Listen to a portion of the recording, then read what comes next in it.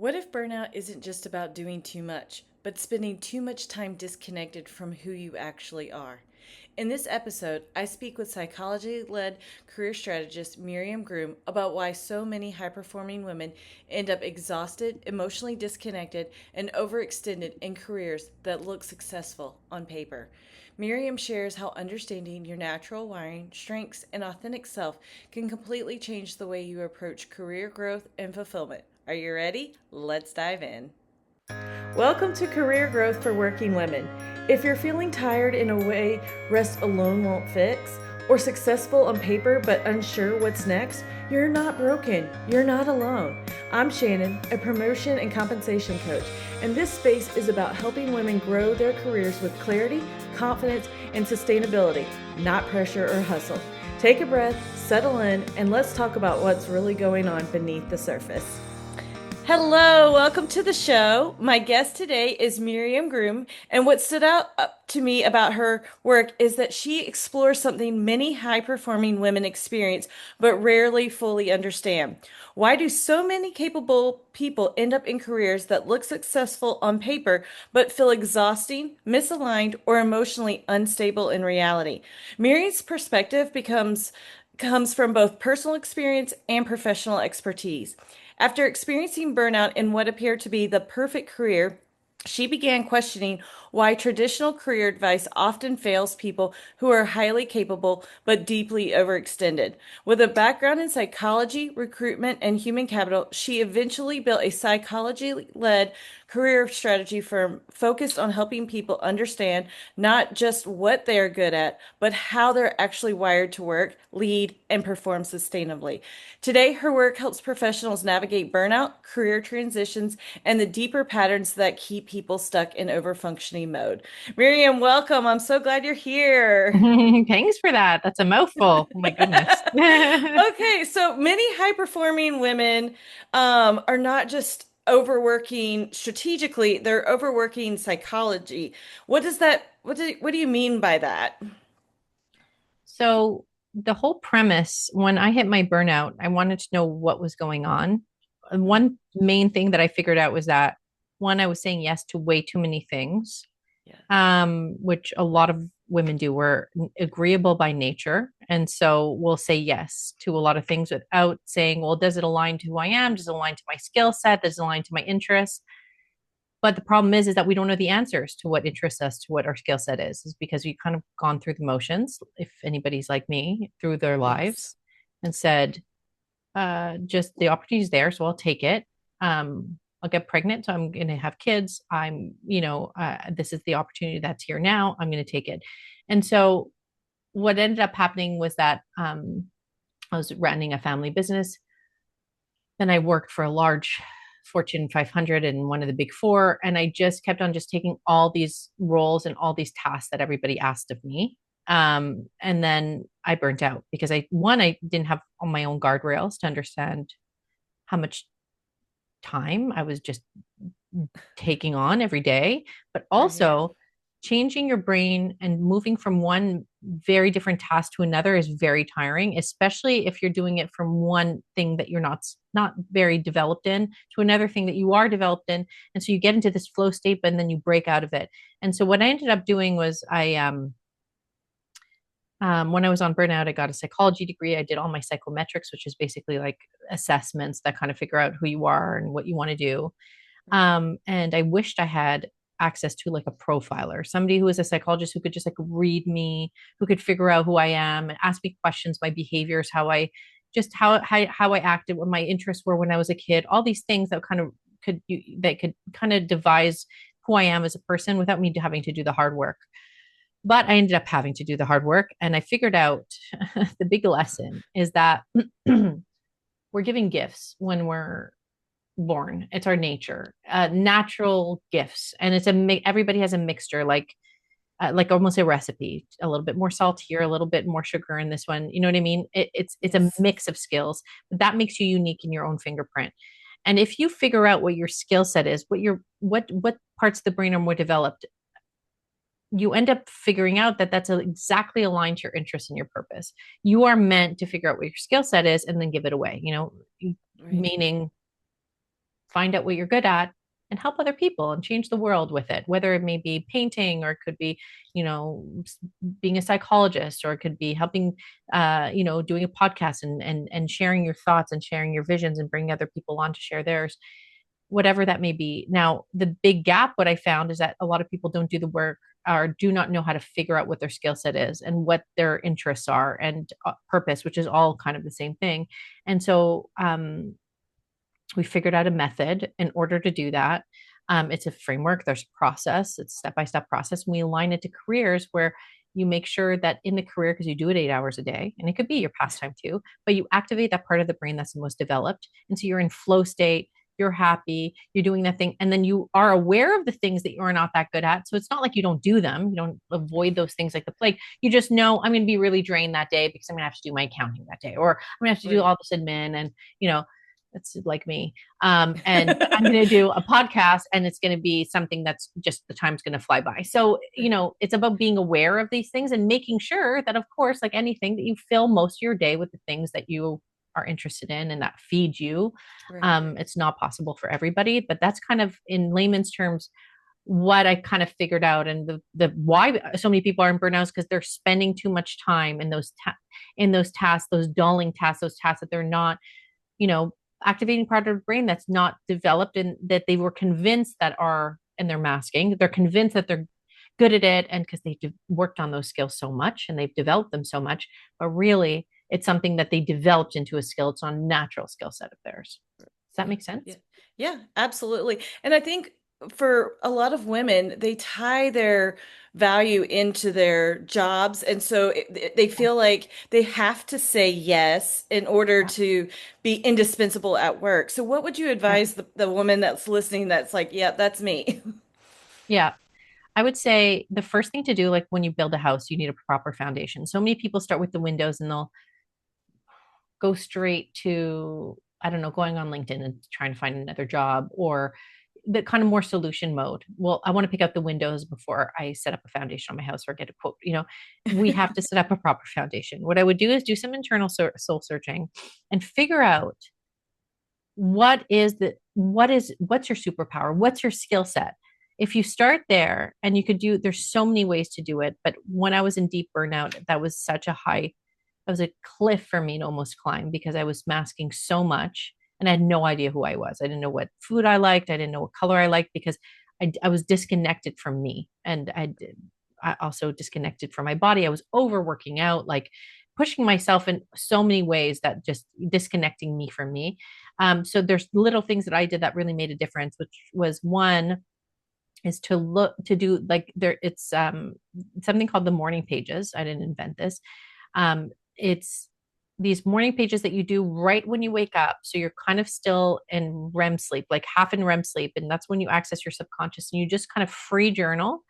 And if you focus your intention for that month to say, like, I want to bring joy to my life. I want to bring happiness. I want to bring fulfillment. I want to know what my skill set is. Your subconscious is going to start speaking to you. And you're going to start remembering like childhood times where you were performing in front of your whole family, but now you associate yourself as some sort of introvert.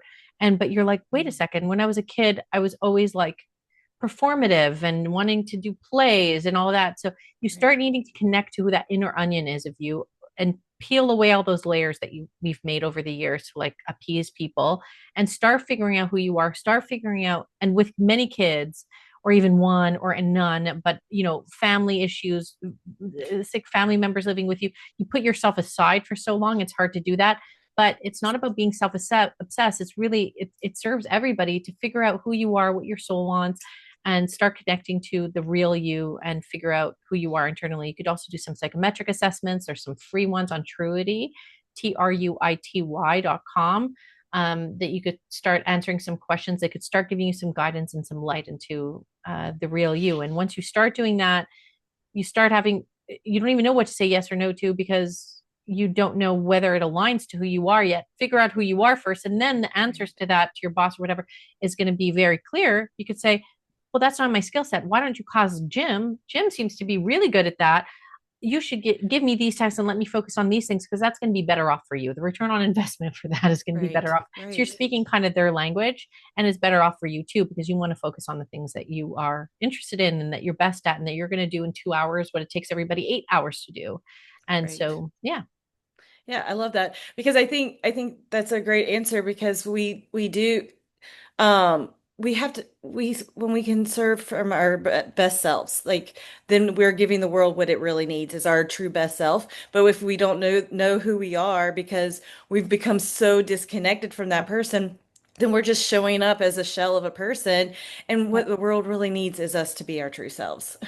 exactly, exactly. And like they also don't know what to give you if you're not asking for it. And they say that about Right. spirituality and the universe.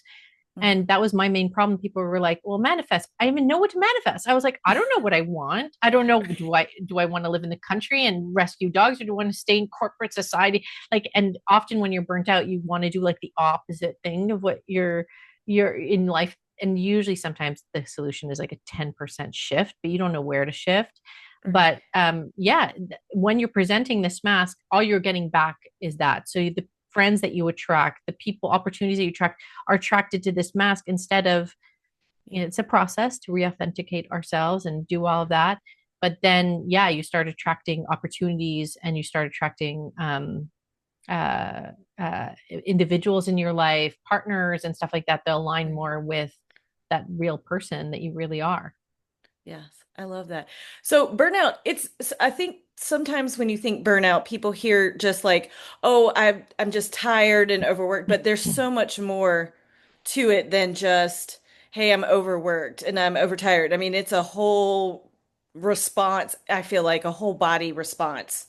Do you Yeah, agree? Yes. I do. I think that it's less about doing too much and not doing enough of what feeds your soul. So it's like you've got these wolves inside of you that are hungry and they want to be fed. And so it's like I need to create every day or whatever your soul needs. You know, those strengths that you have need to be fed. They need to be activated. It's part of the brain that needs to be.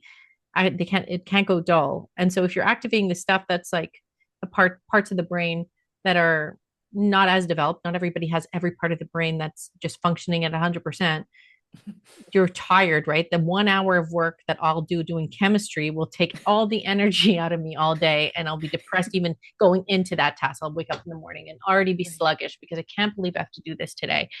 And so I think that burnout is a lot of that. And it's not only the task that simplifies things, but what happens when you're in an environment that doesn't align to you, in a job that doesn't align to you, oftentimes you'll be in an environment that doesn't align to you. So you'll be surrounded by people that don't align to you. It doesn't mean they're bad. They're just not aligned to you. So when you speak to them, you don't get them. You're kind of like, you don't, not conflicting with them. Sometimes you are, but you're kind of like, you're not vibing with them. You're not making friends at work because you're just, nothing's in alignment. And Right. so burnout often, I love the saying, it's not that you're doing too much, you're not doing enough of what feeds you. But there's a caveat to that. If I was in a burnout, I'd be like, yeah, but I don't know what feeds me. So I don't even know where to start. Just the thought of that makes me just make my head spin. You just have Right. to sit back, take your time, be kind to yourself, and start asking yourself. And where we go a lot in our program is childhood. If you haven't experienced massive amount of trauma in your childhood, because there is a caveat to that. If you have, it might not be the right place to go. But when you're a child, when you're young, and you could speak to somebody who knew you when you're younger, you're your most authentic self, right? You Yeah. haven't been influenced yet. And so, like, my son's so loud. He's so boisterous. He's loves acting. And do you know what I mean? Like, I Mhm. already see there's so many parts of his personality that are so clear. But over time, if he goes into school and he's told by his teacher over and over again, and people in his class, that he's annoying and he's too loud and all that, it'll dumb all those things down. And he might think, if he gets really traumatized and bullied, let's say, he might think Right. in 13, 14, 15 that he's some type of introvert who doesn't, who gets scared on stage. When really his natural personality loves to be the center of attention. He loves to perform. And so it's about keeping and understanding that inner person because that never goes away.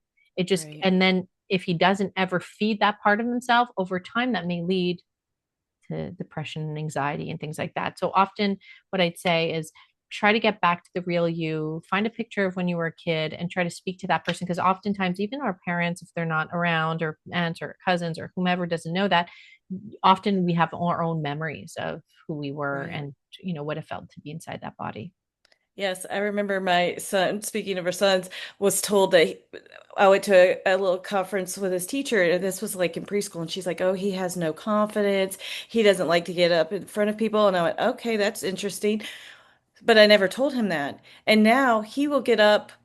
He's about to be 12, and he will get up and he will speak in front of hundreds of people and talk and Oh, everything because I didn't allow that to come in because I yeah, didn't see that yeah, in him because I saw him constantly talking to people and right. saying hi. And now he will, I mean, he's just, it's so different because I didn't allow him to Yeah. even think that thought. Yeah, yeah, yeah, yeah. Because it's even entering, letting that thought, because they're so impressionable at that age. Oh, And to yes. even, and they're also, especially at 14, also, even when they're older, they're grabbing onto anything to have a sense of self. And so that's why when you're in teenagers, you get the goth stage, you get the preppy stage, you get all these stages because they're testing things out, right? And so we Right. work with a lot of teens too.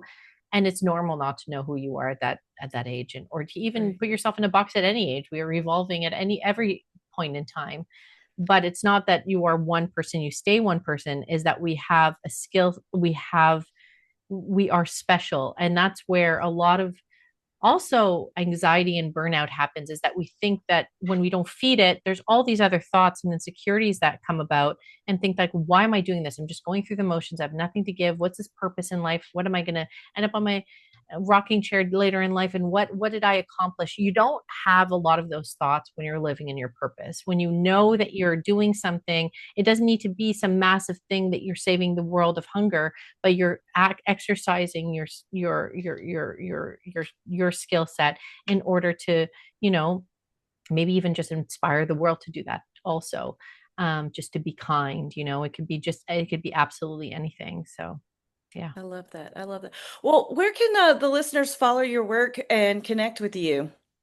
Well, I have an Instagram, Miriam, Miriam _career, and mindful-career.com is the website. And I'm Miriam _Groom on TikTok. Those are the places you could find me.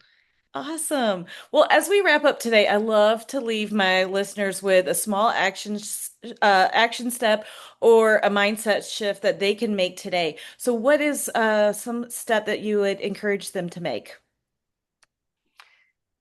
I'd say, whenever they think of something negative about themselves, realize that it's a yin and yang, there's a positive to everything. So if you say something about yourself, oh, I'm so impatient today, say, oh my God, that's also linked to ambition and personality. So I want to focus on the positive, and do that even with your loved ones. So instead of saying, oh, you're so messy, you're like, oh, you're so creative and you think things so differently. So try to just spin things, because everything in life has a positive angle to it, and just try to see the positive and the light in everybody, but especially in you.